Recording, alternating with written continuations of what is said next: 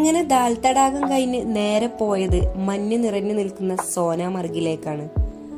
കാശ്മീരിന്റെ ഏത് കാലാവസ്ഥയിലും മഞ്ഞ് കാണാനും ആസ്വദിക്കാനും പറ്റും എന്നതാണ് സോനാമർഗിന്റെ ഏറ്റവും വലിയ പ്രത്യേകത.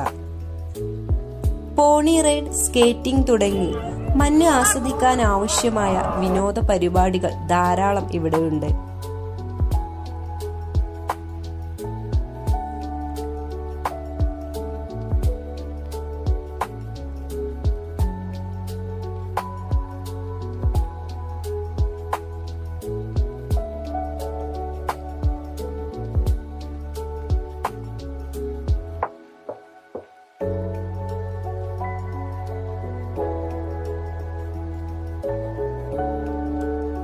ഈ മഞ്ഞ് നിറഞ്ഞ മലഞ്ചെരുവിൽ മഞ്ഞുവാരി ആസ്വദിക്കാൻ എന്ത് രസമാണെന്നോ.